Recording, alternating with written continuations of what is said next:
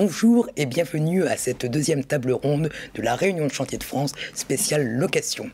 Nous avons vu en première partie les nouveaux risques auxquels les loueurs étaient confrontés aujourd'hui. Nous allons nous intéresser maintenant sur des enjeux de parc, comment optimiser le parc existant, comment accélérer sa rotation et comment faire, entre guillemets, plus avec moins.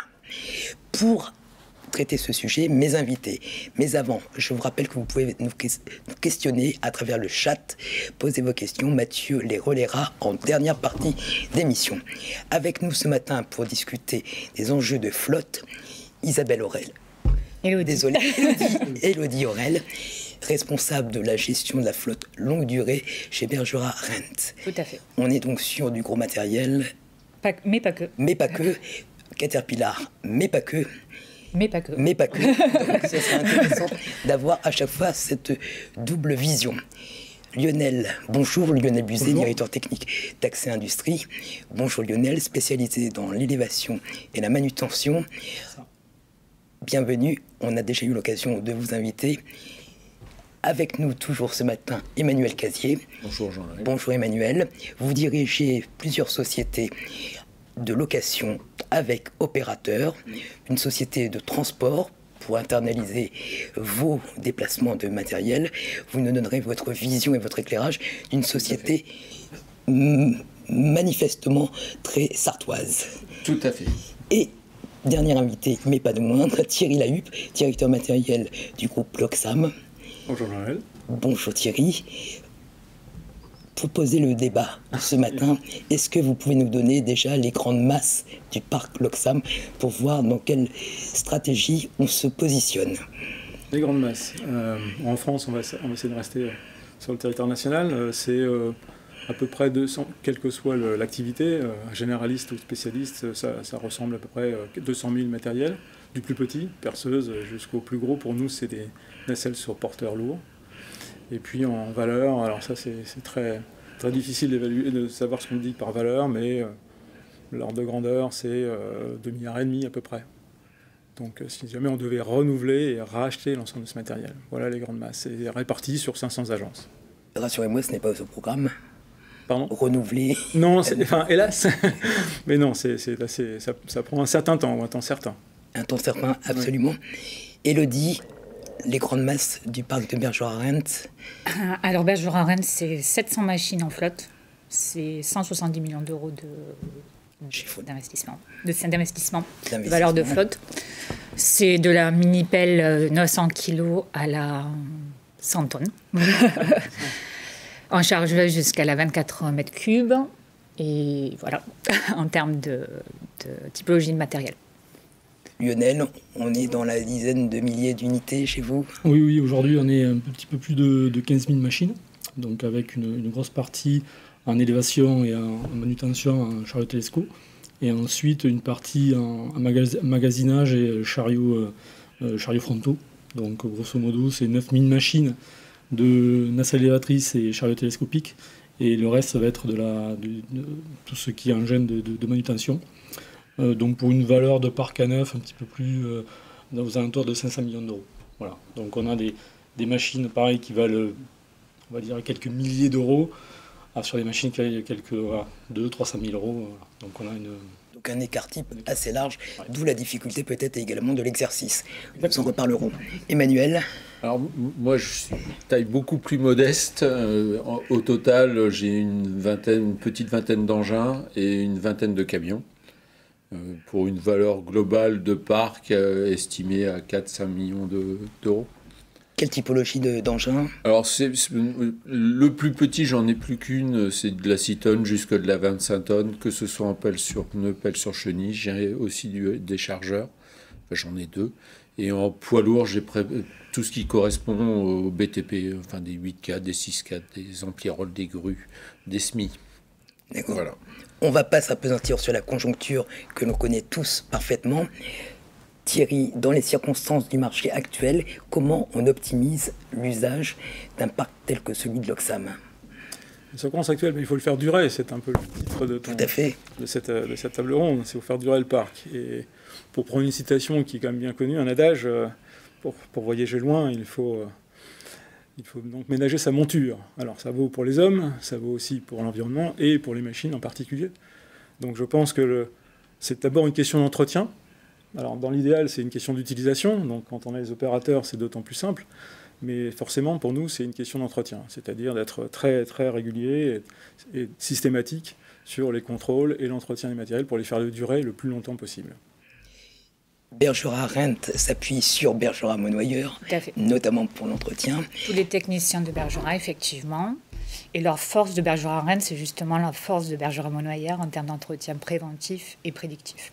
Vous suivez scrupuleusement les préconisations constructeurs ou, considérant votre activité, vous avez des spécifications sur le suivi technique de vos machines? Alors, on a des experts dédiés à la flotte Bergerac-Rent, mais on suit bien sûr les préconisations Caterpillar. D'accord. Et pour les marques tierces? Et pour les marques tierces, de la même manière avec les préconisations constructeurs. Lionel, vu l'ampleur de la flotte Access, quels sont vos grands principes d'exploitation de l'actif? Alors nous, depuis la création d'Access Industries, en fait, ça fait plus de 25 ans, la société a toujours eu la volonté de faire durer le matériel. Voilà. Donc on a la partie préventive, comme vous le disiez, c'est le nerf de la guerre. En fait, une machine, si on va la faire durer 10 ans, 15 ans, 20 ans, il faut que la partie préventive soit faite comme il faut, en temps et en heure. Donc on se cale au plus près des préconisations constructeurs, en utilisant également les pièces le plus souvent d'origine également, pour garantir justement une durée de vie la plus longue possible. Et ensuite, peut-être qu'on abordera le sujet après, mais on a également un atelier de reconditionnement de machines. On en reparlera. Voilà. Tout ce qui est entretien, c'est internalisé ou vous faites appel à des prestataires extérieurs ou une solution hybride? Tout est internalisé. La seule chose que l'on peut faire sous-traiter, ça va être toute la partie flexible en fait, toute la partie hydraulique où là on va faire intervenir des prestataires divers et variés, mais autrement tout le reste est fait purement en interne. Ouais. Emmanuel, on a compris que vous n'étiez pas dans la course à l'armement et à l'expansion tous azimuts. Quels sont les taux de rotation actuels que vous constatez? En fait, par rapport à que ce soit Loxam ou Bergerac-Rent, avec qui je travaille d'ailleurs de temps en temps, en fait, moi, il faut qu'un engin tourne au minimum 1500 heures par an pour que ça soit rentable. Parce que je n'ai pas un parc suffisamment grand pour cela. Donc le maître mot, c'est de l'exploiter, mais par contre, ça a comme conséquence, c'est qu'avec 1500 heures par an, au bout de 7 ans, il est temps de penser à son remplacement. 1500 heures par an, exprimé en pourcentage, c'est autour de 60-70%. Rotation de parc. Oui, je suis à peu près à 80-90 même. 80-90. Oui, il faut viser ça. Je sais, et je me suis même séparé de certains matériels l'année dernière qui tournaient 200-300 heures. Même amorti, il me coûte cher. Même amorti, parce que j'ai quand même un peu de maintenance. J'ai toujours de la maintenance constructeur. Et donc, il faut que je... Donc ça, c'est le critère prioritaire de la gestion de votre parc? Moi, c'est la fiabilité zéro panne. Zéro panne. Comme certes. Zéro panne, parce que sur le chantier, on ne me pardonnera pas. Et j'ai pas le droit. Oui, j'ai pas le droit à l'erreur. Donc une rotation très accélérée et donc optimiser l'actif. Tout à fait, c'est mon maître mot. Thierry, 80-90%, ça fait rêver. Oui, ça fait rêver. Oui. Ça fait rêver. Il y a des matériels qui tournent, mais non, en moyenne, c'est pas de ça, compte tenu de la largeur de gamme. Mais le critère important, ce qu'il vient de le dire, c'est effectivement zéro panne sur chantier, ce qui est difficile à atteindre. On n'a pas du tout le même niveau d'heures en moyenne par machine. On est plutôt, je veux dire, pour des machines dont on arrive à suivre les heures, 300-400 heures. Mais le maître mot, ça reste à ce moment-là la disponibilité. Pourquoi le nombre d'heures est plus limité? Pour tout un tas de raisons, et entre autres parce que nous, on est en allocation courte durée, et de plus en plus courte même. Donc, ce qui veut dire qu'en fait, on a des temps d'immobilisation, c'est-à-dire de retour, départ, retour, contrôle, etc., qui sont maintenant presque, entre guillemets, plus importants que le temps de location, des fois, ou le temps même d'utilisation. Donc la disponibilité, c'est ça qui est important, et de faire en sorte que ces temps morts, si je puis dire, donc pas de panne, et ces temps morts soient le plus court possible.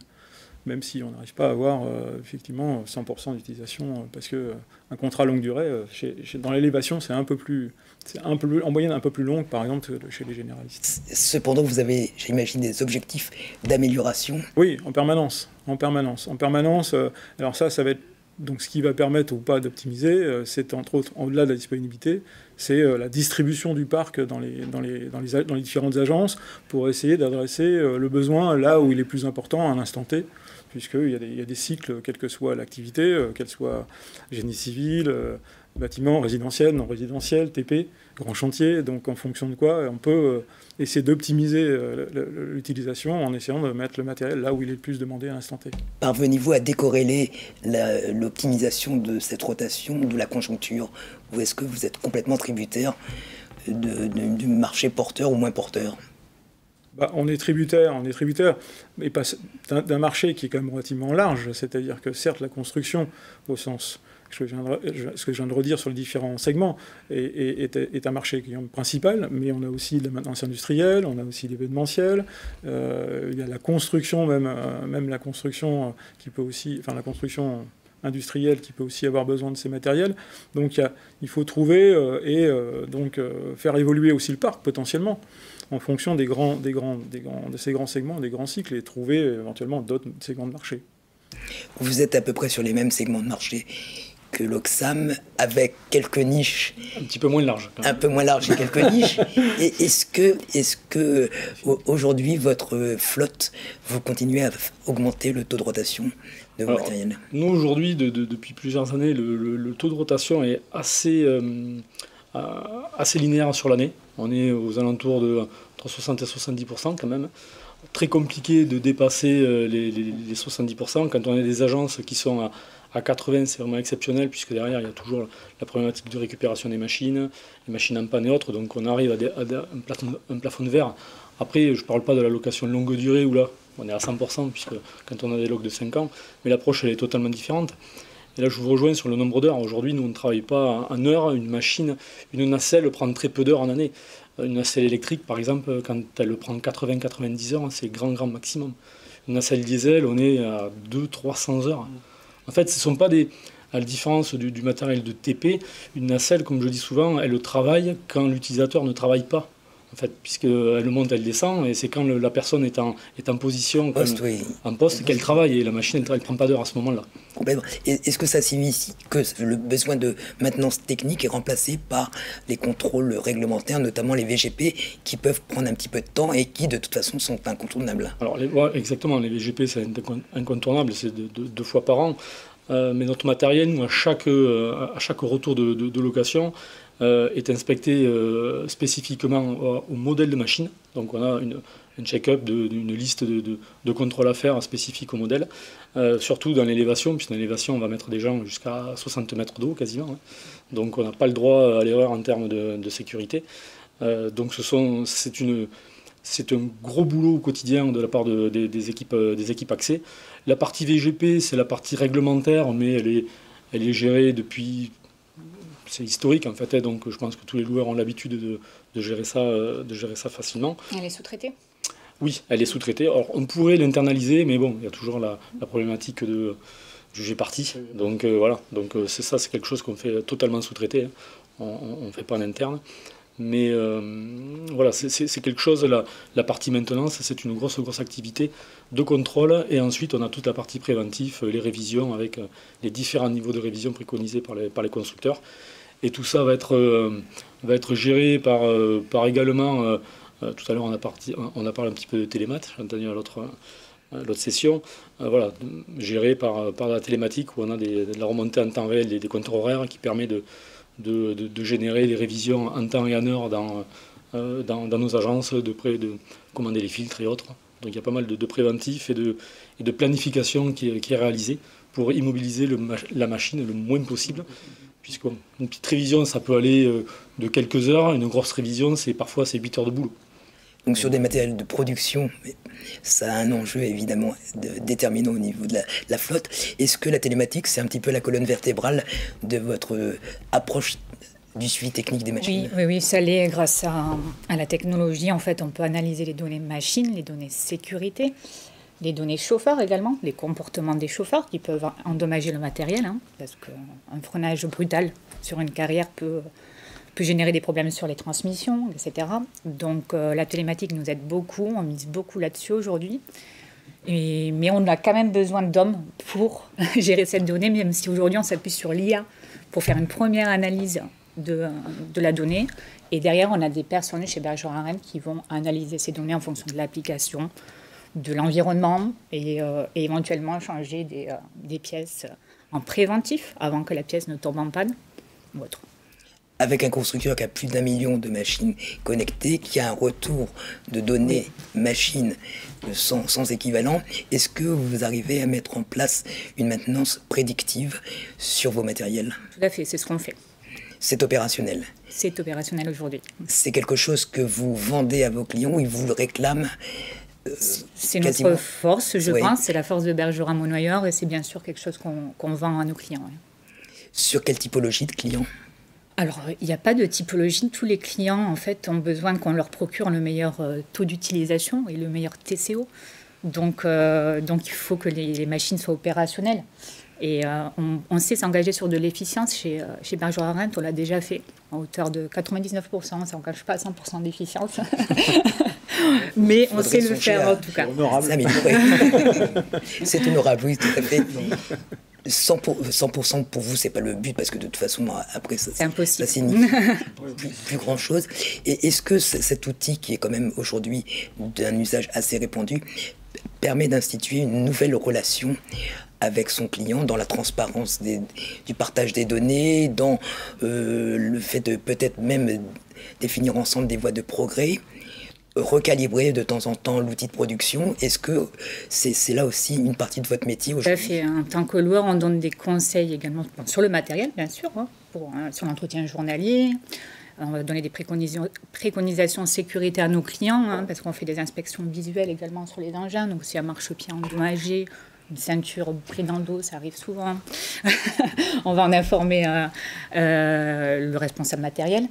Mais on fait... je me suis un peu éparpillée. La question, vous pouvez répéter la question? Je me demandais si ça permettait d'avoir une relation un petit peu plus ouverte et transparente avec vos clients, aller jusqu'à la préconisation, le conseil, et peut-être de temps en temps redéfinir son outil de production. Aujourd'hui, effectivement, ça nous permet, en fait, la télématique nous permet de présenter la donnée à nos clients, de leur donner des conseils, on leur propose des rapports en fait synthétiques en fait de leurs données, d'utilisation machine, données contractuelles, donc tout ça grâce à la télématique, et également des alertes de sécurité, des conseils concernant la gestion des taux de ralenti, parce qu'aujourd'hui les taux de ralenti c'est le nerf de la guerre, c'est ce qui va nous permettre de décarboner, mais de faire des économies à nos clients. Parce que l'engin au ralenti, c'est du carburant consommé. Ça permet également de réduire nos contrats, parce qu'on vend des heures en location. Donc, moins de ralenti, c'est moins de facturation. Donc, c'est gagnant-gagnant. Quand on loue avec opérateur, Emmanuel, est-ce qu'on déplace un petit peu le problème ou on reste sur ces enjeux de télématique, donc d'heures travaillées, de machines exploitées? Moi, effectivement, quand j'ai dit 1500 heures, c'est 1500 heures de présence sur le chantier. Mes engins, ils tournent évidemment pas à 1500 heures. Parce que ça dépend de l'organisation du chantier. Et ça, j'en suis pas maître, c'est mon client qui en est maître. Et mes opérateurs sont des opérateurs au même titre que les leurs. Par contre, la télématique, oui, est quelque chose que je cherche, que je regarde, mais c'est un peu ce que vous disiez tout à l'heure. Moi, je regarde, je suis tout seul à regarder ça. Après, j'ai d'autres opérateurs, mon dispatcher, il pourrait regarder, mais il ne peut pas. Ce sont des données importantes, parce que pour optimiser encore plus l'usage et l'utilisation, mais malheureusement, il faut des hommes derrière. Alors, l'intelligence artificielle, oui, mais ça me permettra de dégrossir, ça ne me permettra pas de choisir ou d'agir directement. Quelles sont les données que vous remontez en particulier, que vous suivez? Consommation carburant. Oui. Le taux de ralenti, en fait, oui, je le suis. Il est pour moi trop important, mais je ne peux pas interférer sur l'usage sur chantier, parce qu'on est un prestataire. Mon client, si il il paye le temps de présence sur chantier. Et heureusement pour moi, s'il me payait autant comme Bergerac Arend, là, ça serait un peu moins rentable. Je n'aurais pas le même taux horaire, en fait. Parce qu'en fait, voilà, c'est un taux horaire. Hein. Mais après, bon, je vais vous dire, je pense que je suis un peu comme vous. Je vais poser la question à Thierry. Quels sont les paramètres pertinents en termes de données à surveiller? Est-ce que, vu la complexité du parc, ça devient possible d'avoir une espèce de supervision de cet actif? Alors, c'est un objectif vers lequel on veut tendre, c'est-à-dire de couvrir 100% du parc ou 99% avec de la télématique. Aujourd'hui, très honnêtement, on en est à 40 000 sur 200 000, 20% du parc. Ce qui, bien sûr, recouvre les principales machines, avec la première préoccupation qui était, pour revenir sur la première table ronde, la sécurisation. Le tracking de la machine, sa géolocalisation. Au-delà de ça, en dehors du fait qu'on n'a pas le même nombre d'heures et tout ce qui s'ensuit, oui, il y a un enjeu pour nos clients, donc au-delà d'une autre, pour nos clients de connaître l'utilisation du matériel. Parce que s'ils louent un matériel pour qu'il ne tourne pas, c'est pas, alors que en plus c'est pas horaire, c'est journalier, effectivement c'est pas très rentable. Donc ça c'est le premier point. Le deuxième point, les ralentis, ça n'a pas le même enjeu exactement en termes de consommation que sur des grosses machines, on est sur des matériels plutôt compacts. Par contre, oui, en nombre d'heures, pour nous, c'est des heures de maintenance. Enfin, c'est-à-dire qu'on est censé changer un filtre, changer une courroie, changer, etc. au bout d'un certain nombre d'heures. Donc plus on veut réduire le nombre d'heures, plus c'est important. Mais finalement, ce qui importe, c'est est-ce que le matériel est utilisé ou pas pour le client, et 2, en termes d'utilisation, c'est potentiellement l'empreinte carbone, c'est-à-dire la consommation et le calcul de l'empreinte carbone. Pour le moment, c'est les principaux enjeux que nous voyons autour de la télématique. Est-ce que vous diriez que vous êtes dans une approche de maintenance prédictive ou vous restez encore sur du préventif? Non, pas encore prédictif. Pourquoi? Parce que au-delà du fait que c'est des machines qui n'ont pas la même intensité, les mêmes densités d'usage, c'est aussi, là encore une fois, une largeur de gamme. Comment on va comparer? Si on prend la baguette de pain chez Loxam et chez un loueur généraliste, la mini-pelle, 2 tonnes, 2 tonnes 5, tout à l'heure c'est ce qu'on évoquait, ce qui est aussi beaucoup volé, c'est finalement, même là, pas forcément une seule marque modèle, une seule génération, ni de motorisation, etc. Donc, arriver à tirer des lois, si je puis dire, des modélisations d'usure et de risque de panne en prédictif sur un échantillon qui est finalement pas si important que ça, c'est quand même assez difficile. Par contre, on a plutôt, nous, l'objectif d'essayer d'avoir des modèles de, entre guillemets, prédiction de l'âge de réforme, ce qu'on appelle l'âge de réforme. C'est-à-dire là, le moment où la machine devient, entre guillemets, obsolète ou moins performante, moins efficiente sur le chantier. Donc c'est pas tout à fait le même usage, mais il y a quelque chose qui s'en rapproche. D'accord, ça c'est un domaine dans lequel le constructeur se démarque, et forcément ça vous est profitable. Est-ce que vous pouvez donner un exemple concret d'approche d'un âge d'obsolescence et d'une intervention chez un client? Ça dépend vraiment du matériel, enfin, de l'application, du matériel. On va dire que sur les petites machines, on garantit une efficience jusqu'à 7000 heures. Les petites machines jusqu'à la 15 tonnes, pour moi c'est une petite machine. C'est pareil. Et pour les grosses, très grosses, jusqu'à 12-15 000 heures, ça dépend. Ça dépend, là je parle vraiment d'engins miniers ou enfin, carrière. Et puis ça dépend de l'environnement. Donc si on a vraiment des alertes, des signaux de faiblesse sur le matériel, parce que le matériel évolue dans un environnement très poussiéreux ou corrosif, hein, même si on les prépare en amont, les machines, on va anticiper le renouvellement. Et j'ai un exemple concret d'un client chez lequel on s'est engagé sur 100 000 heures. 100 000 heures. Donc, vous pouvez répéter 100 000 heures. Mais pas avec une seule machine. La même machine. Non, pas avec une seule machine. Donc, en fait, le client, on a réalisé une étude de site. Il s'agit d'une carrière. Et il avait un besoin de 10 000 heures par an. 10 000 heures par an. Passer de 10 000 à 100 000 heures, voilà. Le travail donc, a été fait. Avec des camions d'environ...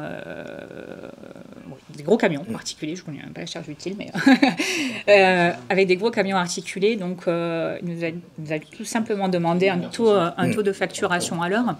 Donc du coup, on lui a apporté le matériel et on gère ce matériel pour lui. Donc il avait tout simplement besoin de réaliser C'est 10 000 heures par an. Donc on a mis 5 machines et machines on gère la rotation. 5 camions rigides.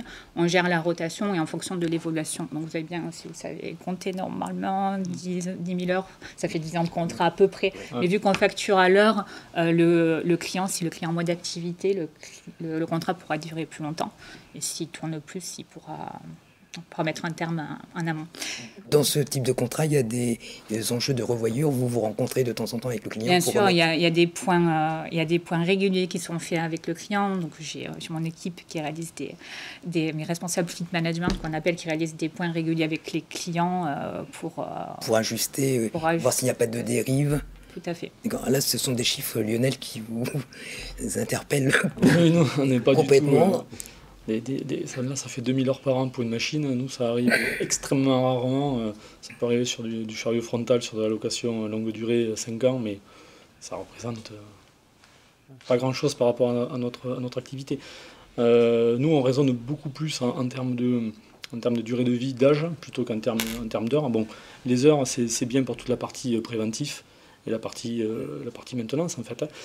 C'est pour ça que c'est quand même très important la partie fonctionnement au ralenti du matériel. Nous, sur la partie nacelle et la partie Telesco, on travaille pas mal avec les constructeurs, on insiste très très fortement pour qu'ils développent des systèmes start and stop, puisque sur une nacelle thermique, avec les data que l'on a, elle passe à la moitié de sa vie à tourner au ralenti, à consommer du gasoil pour rien, en fait.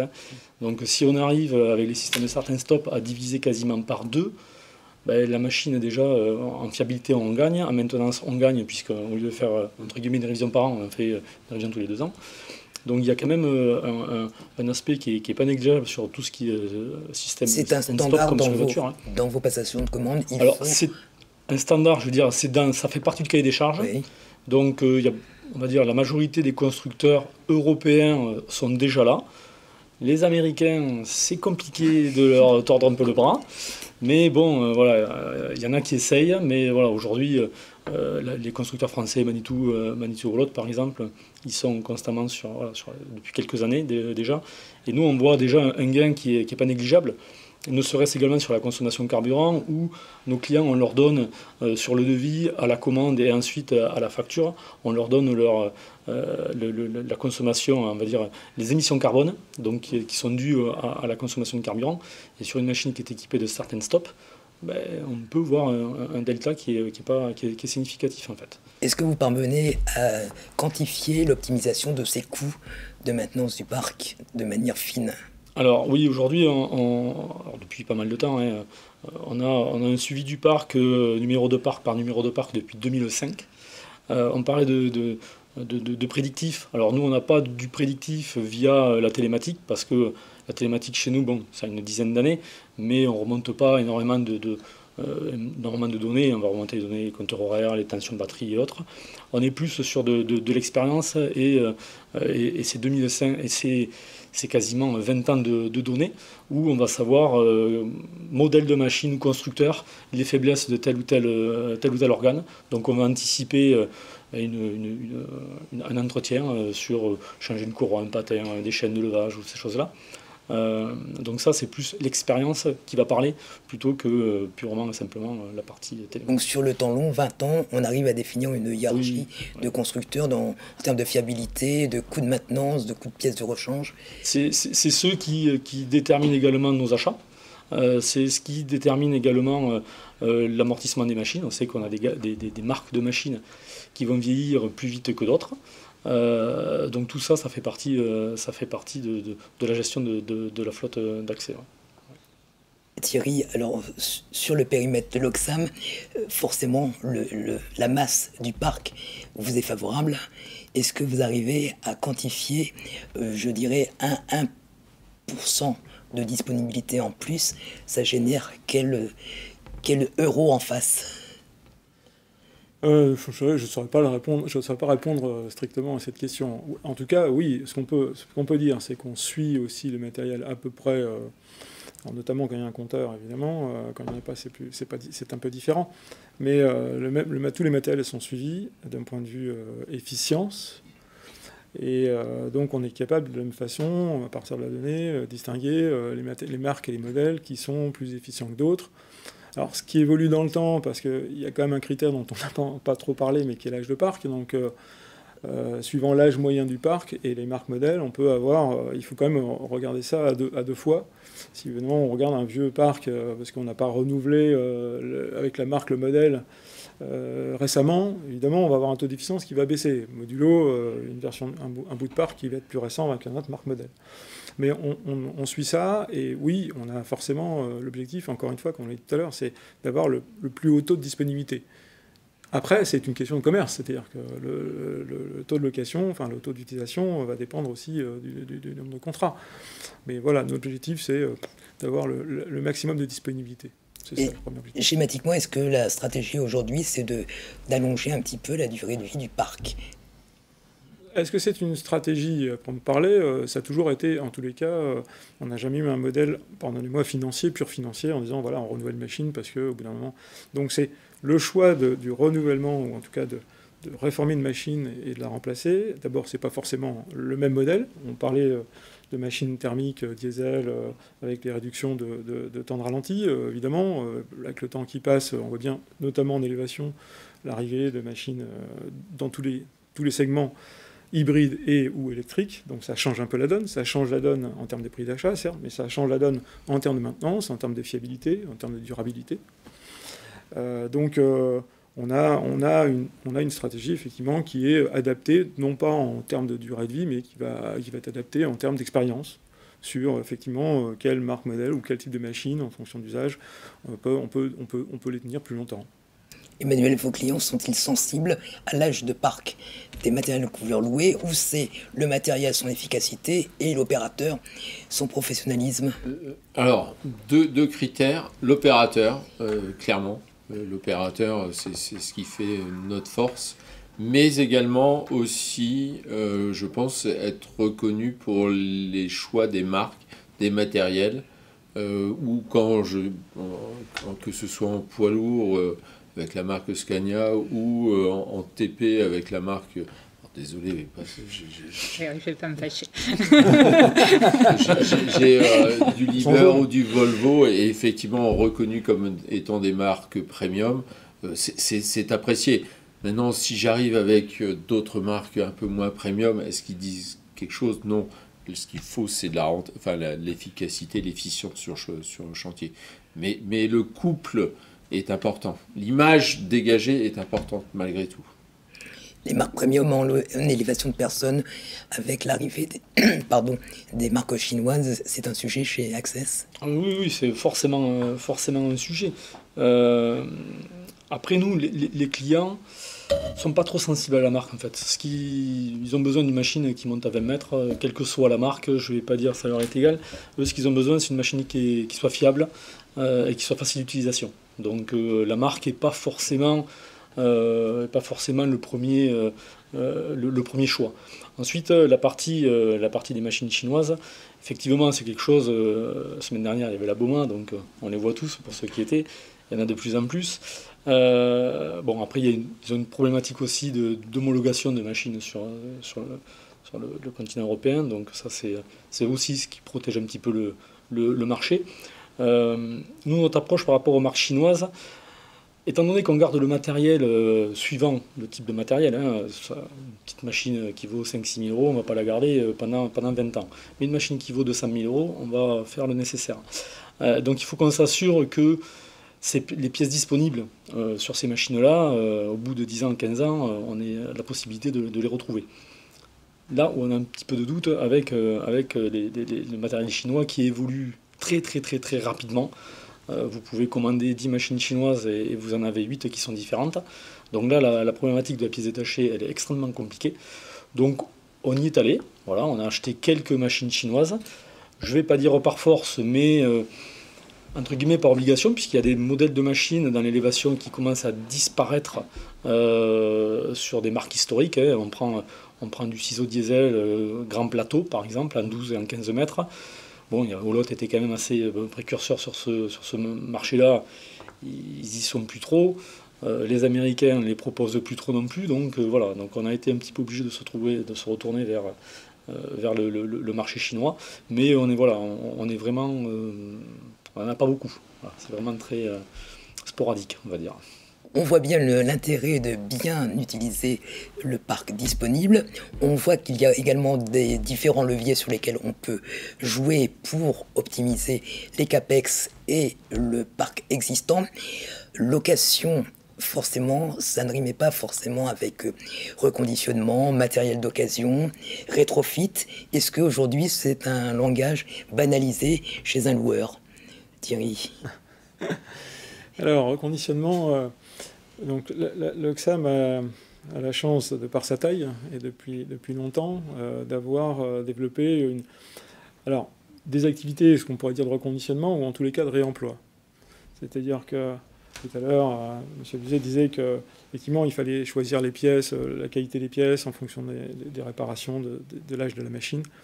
Eh bien, on essaie d'optimiser aussi ce côté-là. Donc on démonte des machines, entre guillemets, en fin de vie ou en seconde vie, pour réemployer ces pièces dans la maintenance. Alors non pas d'une machine neuve, ça paraîtrait un peu aberrant, mais si vous êtes justement au dernier quart de la vie de la machine, quel est l'intérêt de mettre une pièce neuve? Donc des fois on est obligé, certes, mais si nous on peut le faire, on met une pièce d'occasion. Alors certes, on a nos propres critères de sélection, de sécurité, de contrôle de sécurité, etc.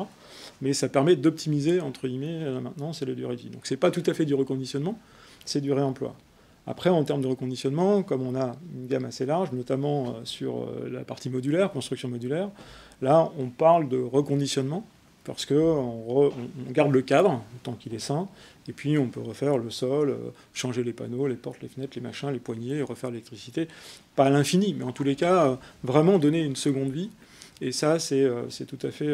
enfin, je dirais c'est rentable, en tous les cas, c'est profitable, puisqu'on a...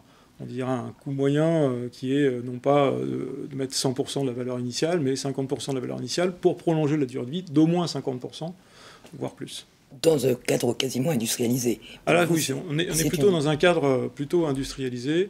Ça ne se fait pas en un seul point, mais parce qu'on a quand même des agences construction modulaire qui sont réparties, qui ont chacun leur organisation.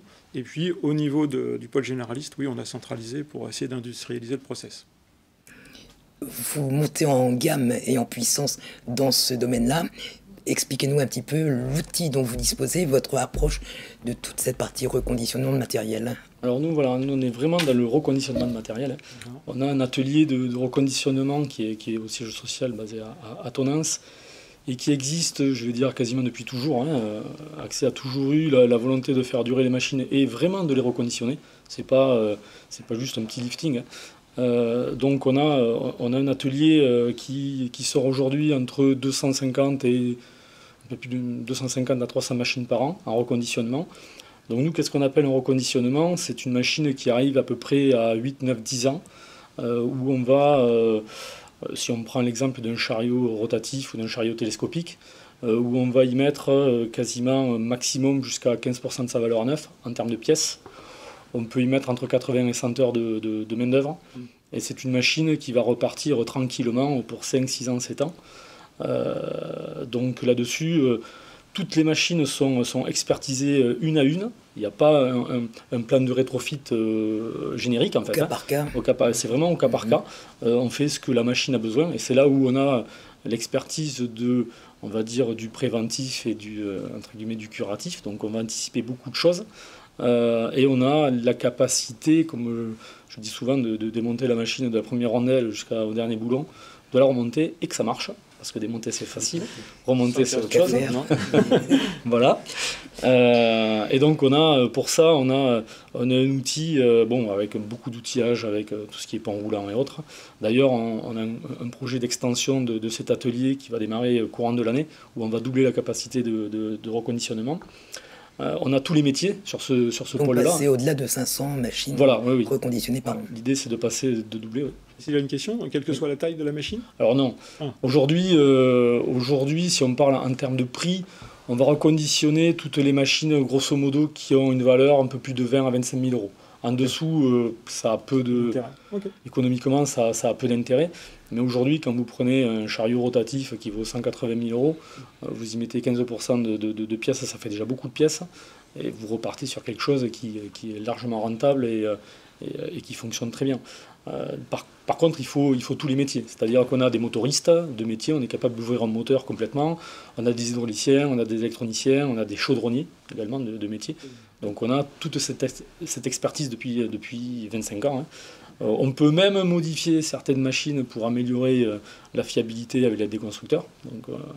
Donc on est là-dessus, on est quand même assez bien taillé. Et ce qui fait que le parc accès a une durée de vie, voilà, je ne vais pas dire que c'est techniquement, comme on dit, c'est à vie plus 2 ans. Voilà. Mais tant qu'il y a des pièces, on est capable de faire. Après, là où on est très vigilant, c'est sur l'obsolescence technique de la machine.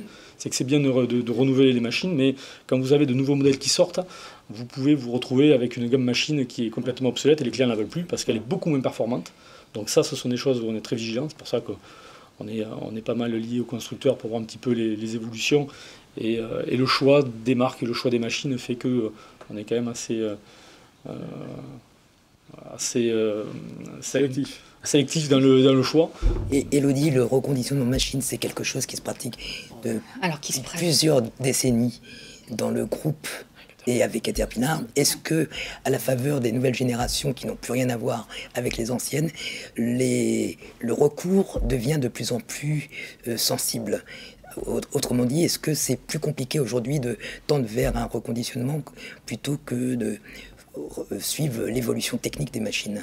Alors non. Alors on fait beaucoup, Bergeron d'ailleurs, un grand savoir-faire en reconditionnement. On sait reconditionner des organes, uniquement la partie chaîne cinématique, moteur ou hydraulique, ou faire un reconditionnement total du matériel. Je pense que c'est une demande de nos clients. Elle nous a également permis de pallier au délai de livraison des constructeurs en un moment. Mais c'est une solution écologique, c'est une solution économique. Et c'est une solution qui est bien perçue par vos clients? C'est une solution qui est bien perçue parce qu'on rétrofit également les dernières technologies sur les engins, pour éviter cette obsolescence. Après, dans la mesure du possible, si c'est une machine qui a plus de 10 ans, effectivement, tout n'est pas rétrofitable sur l'engin. Mais en tout cas, je pense que ça va se développer. En location aujourd'hui, ce n'est pas une demande de nos clients, parce qu'aujourd'hui, on met à disposition du matériel neuf pour nos clients. Les clients souhaitent bénéficier des dernières technologies en termes d'émissions de carbone, afin d'améliorer leur productivité également, bien sûr. Mais si le site, le chantier, le besoin du client nous le permet, on fait du rétrofit et du reconditionnement. On a 2 machines reconditionnées chez ce fameux client qui a un contrat de 100 000 heures. D'accord. Le recours à des matériels d'occasion, est-ce que c'est quelque chose que vous pratiquez également? Ça arrive, c'est assez rare, mais ça arrive également. Dans quelles conditions? Dans quelles conditions? C'est plutôt pour pallier les délais du constructeur. Toujours. On essaie de mettre du matériel d'occasion récent en flotte. Le matériel d'occasion, il a sa place dans la flotte Loxam? Vraiment. Non, entre guillemets. Quand bien même, non. Les délais de... Oui, alors des constructeurs... On a ce principe qui est de dire on a des offres de location, on va dire moyenne durée, et normalement dans un contrat de moyenne durée, on est censé mettre une machine neuve pour le client. Et là, si effectivement on a un délai d'attente, on met une machine qui n'est pas neuve, c'est-à-dire une machine du parc qui est escalée, peu importe l'âge, et qui est en attendant d'avoir une machine neuve. Donc on ne va pas aller chercher une machine d'occasion pour ça, c'est la machine du parc. A contrario, le rétrofit est une filière d'avenir. Alors, c'est une excellente question. Moi, j'y crois, en partie, en tous les cas. Oui, c'est dans le cadre de la transition énergétique. La question est de savoir s'il y a un intérêt ou pas à prendre un matériel diesel pour en faire une machine électrique. Passons sur l'hybride. Potentiellement, je dirais que oui. La question, c'est quand faut-il le faire et avec quel objectif, c'est-à-dire quelle durée de vie. Et de ce point de vue-là, Alors quand, pour l'instant, c'est peut-être encore un peu tôt, c'est-à-dire que l'adoption ou la demande de matériel 100% électrique, alors peut-être pas dans l'élévation, encore que, mais sur le terrassement, là je reste dans les gammes compactes, hein, est encore un peu timide. Mais à partir du moment où ça va s'accélérer, sauf à devoir renouveler le parc, on n'est pas sur les valeurs en jeu très très vite, bon, il va peut-être falloir trouver des solutions. Et ça pourrait être une solution, donc on la teste hein, à l'heure actuelle.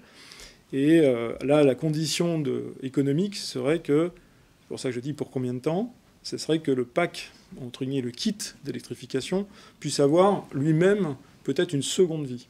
Parce qu'en supposant qu'on fasse ça sur une machine non pas neuve, et une machine, entre guillemets, d'occasion, une machine en parc, 7, 8, 9, 10 ans, ça dépendra de la durée de vie. On va prolonger éventuellement cette durée de vie avec une électrification et en faisant un reconditionnement partiel. C'est-à-dire qu'on ne peut pas se contenter juste de mettre un kit et puis de dire c'est parti, je reprends le mini-pelle, il y aura des jeux, pompe hydraulique, pas pompe hydraulique, mais en tout cas des jeux à reprendre, etc., voire une peinture. Et ensuite, c'est de se dire, à la fin, potentiellement, le kit, il n'est peut-être pas si usé que ça, c'est-à-dire la capacité de la batterie, le nombre de cycles, le nombre d'heures d'utilisation, fait que ce kit, il faudrait le réemployer une seconde fois, parce que ça coûte cher. Et donc, si on peut le réemployer une seconde fois, à ce moment-là, on peut peut-être trouver un modèle économique. Donc il y a le quand et le combien de temps. Qu'est-ce que vous envisagez pour cette seconde vie du... Alors la seconde vie, c'est après, encore une fois, en fonction de où on en est dans cette histoire de transition. Soit on peut le réutiliser sur une deuxième machine, on refait un rétrofit d'occasion. Soit on se dit, ok, on le monte sur une machine neuve, entre guillemets, sur un châssis qui est capable d'adopter ce kit pour être dès le départ électrique. Emmanuel, ce recours au rétrofit, au reconditionnement machine, est-ce que c'est quelque chose qui vous parle ? Pour l'instant, non, parce qu'on est dans du renouvellement classique 7-8 ans. Par contre, le matériel d'occasion, j'y regarde parce que le matériel a bien augmenté depuis ces dernières années. Donc forcément, le matériel d'occasion est important, mais je rejoins aussi, il faut quand même qu'on soit à un niveau de performance équivalent, parce que ça c'est aussi important. Performance à tout niveau, au niveau des équipements, au niveau du confort, de la sécurité et autres. Donc ça oui. Après, tout ce qui est cette réflexion électrique, moi, loueur avec chauffeur, mes clients ne me le demandent pas.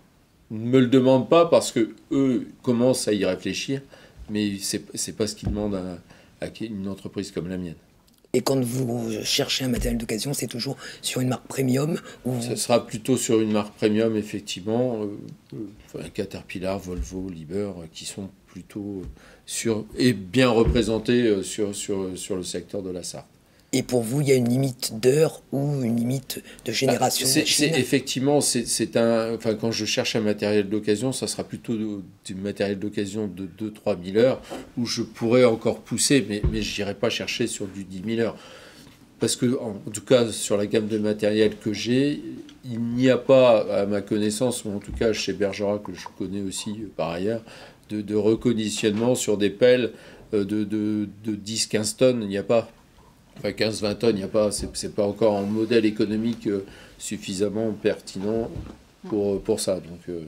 Donc le rétro, enfin pour ça, c'est plutôt sur du classique. Et je suis plutôt dépensier en termes de renouvellement de matériel. Et après, il y a une seconde vie là où je revends. On le voit bien, il y a différentes façons de faire si l'on veut prolonger la durée de vie de son parc matériel. Thierry, s'il fallait en retenir qu'une sur le périmètre de l'Oxam, c'est laquelle ? Je reviens à l'alpha et l'oméga. L'alpha, c'est d'abord d'entretenir le matériel. Et pour ça, les équipes L'Oxam, en tout cas, je pense, sont remarquables aussi sur cette exigence qu'elles ont de maintenir le matériel dans les meilleures conditions pour offrir un service, entre guillemets, de qualité et une machine sûre et fiable aux clients. C'est la première chose à garder, à conserver et à travailler. Une compétence interne qui fait pleinement partie du métier de loueur. Pour moi, oui, ça doit rester une compétence interne. Élodie, quelle serait cette mesure ? Alors, moi, j'ai le droit d'en citer 3. Alors, je dirais mesurer, analyser et prédire en faisant de l'entretien vraiment prédictif.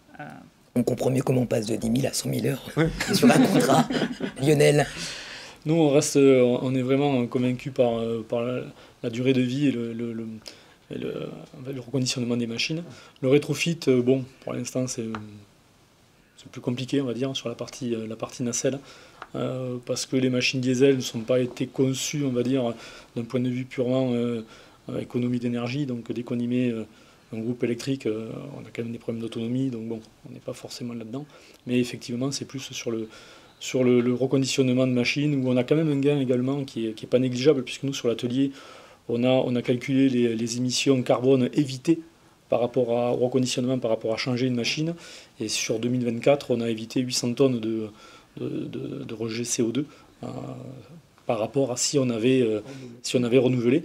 Et donc là, aujourd'hui, on a même une calculatrice carbone qui va aller beaucoup plus loin que ça, qui va nous gérer ça à la machine pour regarder sur toute sa durée de vie, en passant par le reconditionnement, le point, on va dire, de bascule par rapport à...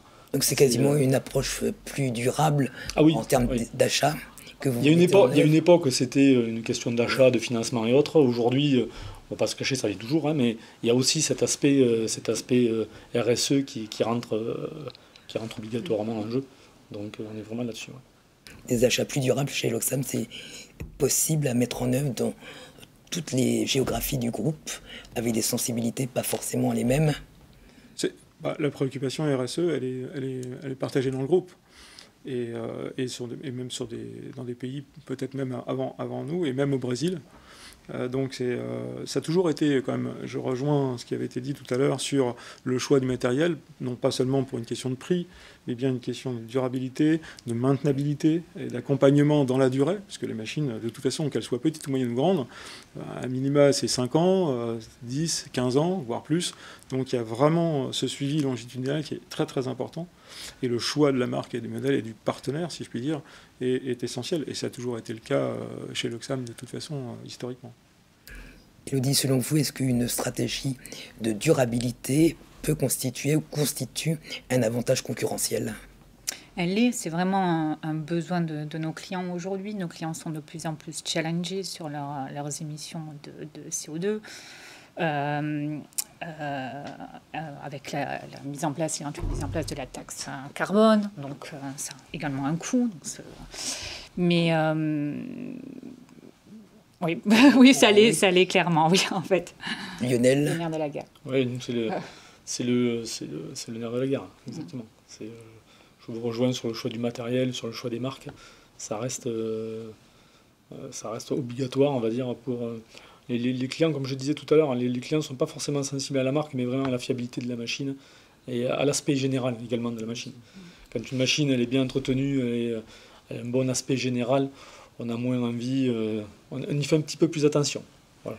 Emmanuel, sur ce segment très particulier que vous occupez, en fait, j'ai les mêmes préoccupations. Mais je peux mettre moins d'argent dedans. Donc, forcément, j'ai un impact moindre. En tout cas, c'est quelque chose sur lequel je veux me développer parce que cette démarche RSE est forcément impactante. Alors, je l'ai fait, moi, sur la partie personnelle.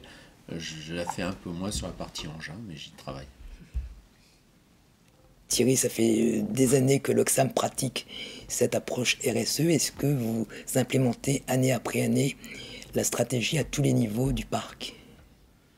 Oui, c'est ce qu'on essaie de faire. Ce que je disais tout à l'heure dans cette notion de durabilité, de réemploi, d'impact environnemental, de formation, parce que donc la RSE, c'est des aspects sociétaux, des aspects environnementaux, des aspects éthiques. Donc oui, ça se décline dans beaucoup de compartiments du jeu, si on prend l'analogie avec le sport. Et puis là où il faut que quelque part aussi nos clients sont plus en plus sensibles à l'empreinte carbone, ce qui compte, c'est une machine fiable et qui soit propre et présentable. Mais je pense que c'est vraiment le point sur lequel il faut assister, c'est-à-dire que la location, c'est pas aller chercher une machine neuve. C'est bien aller chercher une machine qui est correctement entretenue, qui est sûre, qui est fiable, mais c'est pas une machine neuve. Sinon, c'est pas la location vers laquelle il faut se tourner. Et ça, il faut lutter tous autant que nous sommes contre le réflexe consumériste, qui consiste à dire je veux le dernier truc, le dernier cri, c'est pas forcément une machine neuve. Et il y a forcément... Ça peut l'être, mais ça n'est pas une condition sine qua non de la location. C'est pas une solution. Et par définition, vu que l'enjeu de la location, c'est de faire durer les machines, c'est plutôt d'avoir une machine déjà éprouvée avec plusieurs années d'exploitation derrière. Paradoxalement, même si le choix de la marque n'est pas toujours forcément quelque chose que le client n'est pas pour une marque, en plus Loxam dit on loue du Loxam, donc c'est rouge, il n'y a pas de marque si on peut enlever la marque, mais il faut bien reconnaître que des fois c'est la machine qui est plus qui est plus ancienne qui se loue mieux, simplement parce qu'elle est plus éprouvée, c'est ce que vous avez dit, elle est plus éprouvée, on la connaît mieux. On dit, voilà, il faut qu'elle soit facile d'utilisation, mais même l'opérateur, il a quand même aussi son confort. On a du mal à... Ses habitudes. Ses habitudes. Et donc, finalement, c'est pas toujours... Le nouveau n'est pas toujours mieux que ce qui est... Oui, parce que des fois, on a des ergonomies de machines qui peuvent changer. Et se réhabituer, c'est compliqué, et parfois... Voilà. Même les chauffeurs. Même les chauffeurs. Les chauffeurs. Quand tu changes de modèle, il fallait changer pas la marque, il faut changer le... Et donc le contexte finalement a quelques bénéfices et quelques avantages. Ça permet de redécouvrir les avantages, les vertus de la location. Et de comprendre que ça passe pas forcément par des capex systématiquement en croissance suivant les conjonctures. Je vous remercie pour ces échanges. Avant de clore cette émission, nous allons passer aux questions. Mathieu, y a-t-il des questions pour cette deuxième table ronde ? Oui, Jean-Noël. Alors, la première, vous avez déjà en partie répondu, mais un de nos auditeurs nous demandait quelles étaient vos bonnes pratiques pour la maintenance des matériels. Est-ce qu'il y a des choses que vous avez mises en place au cours des années que vous pourriez lui conseiller en la matière ? Bon. C'est pour Thierry. Alors, Loxam est très processé. On parlait de la maintenance préventive, donc qu'elle soit au nombre d'heures, mais de toute façon, nous, c'est une maintenance annuelle, quoi qu'il se passe. C'est un principe de base. Il y a donc les outils, entre guillemets, la digitalisation, donc les outils de tracking, etc., aident à avoir un suivi systématique, sans faute, sans oubli de ces principes. La formation est aussi un point important, c'est-à-dire de maintenir la compétence, même de développer la compétence des équipes de manière générale. Donc ça, c'est un point clé pour suivre l'évolution. Qu'est-ce que je n'ai pas cité, j'en oublie, mais après tout, quelqu'un va prendre le relais. Moi, je vois également un petit peu aussi par l'expérience. Souvent, on parle maintenance et on se focalise souvent sur la partie motorisation thermique. On oublie souvent qu'il y a les transmissions, qu'il y a toutes les parties hydrauliques où parfois on se dit que ça n'a pas forcément d'intérêt de vidanger ou de changer des filtres.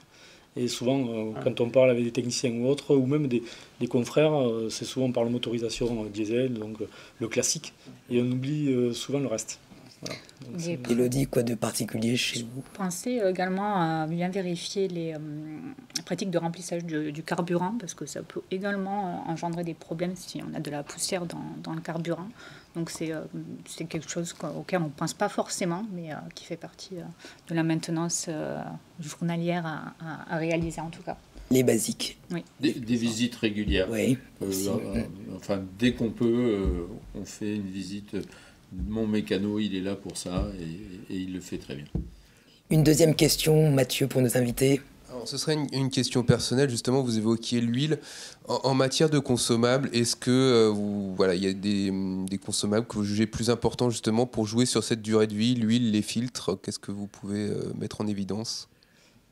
Je parlais de ça tout à l'heure. Alors, sur les lubrifications, c'est un petit peu complexe parce que les nouvelles générations de machines utilisent des lubrifiants qui sont différents des machines qui ont une dizaine d'années. Donc il faut vraiment prendre les spécificités des constructeurs et pas se dire oui c'est la même chose, une 1540 c'est la même chose qu'une 1030. Non, il y a des spécificités, des additifs. Donc il faut bien prendre en compte ces spécificités des constructeurs. Après, sur Accès, ce qu'on a fait également, parce qu'il y a des préconisations constructeurs entre guillemets classiques, mais parfois la location, c'est pas un monde classique. Donc on a été amené, dans certains cas, à faire des analyses d'huile et de vieillissement pour voir s'il fallait avancer la révision ou pas. On a par exemple des utilisations sur des chariots rotatifs qui sont utilisés 90% en mode quasiment grue. Et on s'aperçoit que la transmission, en fait, elle est très très peu utilisée. Donc ça, c'est les analyses d'huile nous ont permis de dire, bon, mais au lieu de prendre les préconisations constructeurs, on peut allonger parce qu'au final, on remplace quelque chose qui est quasiment neuf, en fait. Donc voilà, il y a tout cet aspect-là également qu'on prend en compte. L'analyse des huiles, ça vous parle? Tout à fait. Elle est réalisée chez Caterpillar, un centre d'analyse des huiles en Andalousie. Et c'est quelque chose qu'on fait régulièrement. Ça fait partie de notre entretien prédictif, en tout cas. Moi, je reviendrai sur la partie filtration, parce que c'était une partie de la question. Bon, c'est pareil, la filtration, c'est très important pour éviter la pollution du circuit. Nous, on a décidé d'avoir, tant que faire se peut, un référencement, un fournisseur, donc avec un plan et un stock sous consignation pour l'ensemble des agences. Donc on a un suivi longitudinal parce qu'on ne change pas de marque non-stop et donc on n'a pas forcément... Et si on a un problème, donc forcément on sait à peu près remonter à la source. Donc ça, c'est un point. Préco, constructeur pour la filtration, au niveau de l'huile, marque premium. Oui, c'est simple, oui, c'est efficace. Oui, voilà. Je reviens sur la filtration, c'est pareil. C'est assez marque premium parce que la filtration, on peut trouver tout et n'importe quoi. Et quand on prend un filtre, il y a même tête que n'importe quel filtre. Sauf que il y a quand même, c'est assez aussi technique. Voilà. Donc il y a une efficacité qui est importante à prendre en compte. Une dernière question, Mathieu, pour nos invités. Alors la dernière question, ce serait plutôt pour la manutention en l'occurrence. Pour l'électrique, est-ce que vous avez déjà des premiers retours d'expérience sur la durée de vie de ces matériels? Et voilà, est-ce que ça conditionne, est-ce que ça impacte la durée de vie du parc? Alors sur la manutention, oui, effectivement, on a des retours. Alors l'utilisation déjà, elle est totalement différente de ce qu'on peut avoir dans la... Alors nous, la manutention déjà, c'est de la longue durée. La plupart du temps, c'est vraiment de la longue durée, donc c'est des contrats au-delà de 2, 3, 4 ans, 5 ans. L'utilisation, elle est complètement différente d'une courte durée. Déjà, sur une longue durée, c'est 1, 2, 3 utilisateurs. Donc là, on travaille beaucoup plus en termes de nombre d'heures que, voilà, on approche les 2000 heures parfois, qu'en termes d'âge. Donc là, on a une approche de la maintenance qui est différente. Après, le matériel électrique, bon... La problématique du matériel électrique reste la batterie, la durée de vie de batterie. Donc, suivant les différentes technologies, entre les batteries au plomb ou les batteries lithium qu'on voit aujourd'hui arriver, là, ça va dépendre des cycles de charge, en fait. Ça va dépendre de l'utilisation qu'en fait le client. Le biberonnage, si le client recharge régulièrement, on va privilégier de la batterie lithium parce qu'elle est faite pour ça. Surtout pas de batterie au plomb, parce qu'alors là, on va pas aller très loin. Donc c'est cette partie batterie sur une machine électrique, c'est vraiment entre guillemets le nerf de la guerre, puisque le reste en vieillissement, aujourd'hui, tout ce qui est moteur asynchrone ou autre, il y a quasi zéro entretien, donc il y a peu de choses à faire sur cette partie-là. Mais la partie batterie reste le cœur de la machine qui coûte cher. Donc l'entretien est important et aujourd'hui, voilà, en location longue durée, une batterie au plomb, quand elle est bien utilisée, elle va faire 5, 6 ans, 7 ans, grand maximum. Une batterie lithium, elle va approcher les 10 ans. On va pouvoir faire 2 cycles de vie parfois avec une batterie lithium. Sans souci. Nous, on a cette problématique, alors moins sur la manutention, plus sur l'élévation. On a quand même un pourcentage du parc, notamment sur la petite élévation, notamment les plateformes ciseaux, sur des batteries plomb acide ou technologie similaire.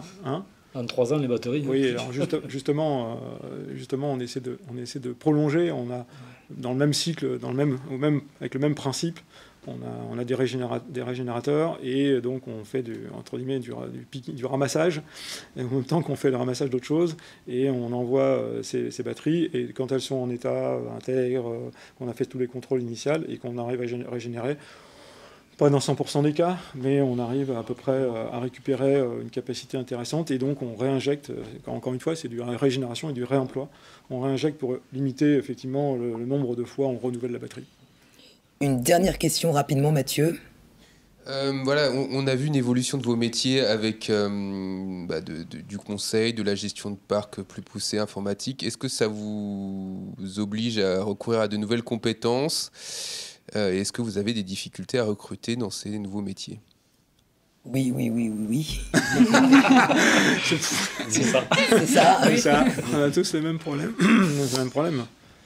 Ouais, les évolutions. Et quand on voit, pour revenir de la BOMA, effectivement, quand on voit la BOMA, on voit... Enfin, moi, je vois l'accélération continue. Enfin, il n'y a pas d'accélération continue. C'est-à-dire qu'en permanence, c'est des changements technologiques. On voit la partie, ce qu'on appelle le digital au sens large, mais ce que j'appellerais maintenant la robotisation, enfin des capteurs, la robotisation, la machine autonome qui augmente. L'électrification, effectivement, déjà rien que les batteries, les technologies ne sont pas les mêmes. La gestion de ces technologies, la puissance. Enfin, ça va devenir de plus en plus complexe, à minima. Et le recrutement est de plus en plus difficile. Donc la formation. La formation. Ce que je disais tout à l'heure, la formation. Elle est primordiale. Et déjà trouver les bonnes compétences, parce que parfois elles n'existent pas encore sur le marché. On n'arrive pas, nous aujourd'hui, au niveau des compétences, on a déjà du mal à recruter des techniciens. Je pense que c'est un petit peu basique. Et des chauffeurs, je ne parle pas, et autres. Et après, on a toute la partie formation, parce que trouver des gens, c'est une chose. Trouver des gens formés, c'est encore plus complexe. Et là, depuis peu, on a mis en place une académie technique, une école de formation diplômante, parce qu'on n'arrive pas à trouver des gens formés à nos métiers, à nos technologies. Et je ne parle pas des futures technologies où là, donc il faut s'appuyer sur les constructeurs pour former les équipes. Complètement. On voyait là-bas le constructeur, mais des fois, ils sont pas mieux lotis. Oui, c'est un autre sujet. Ils ont les mêmes problèmes, les constructeurs. C'est un autre sujet. Ils ont les mêmes problèmes. Et on a dû faire la même chose que vous. On a créé la Bergeron Monnoyeur Academy pour former des techniciens. Même constat, même solution. Madame, messieurs, merci beaucoup. Merci à vous de nous avoir suivis et à très bientôt pour une prochaine réunion de Chantier de France.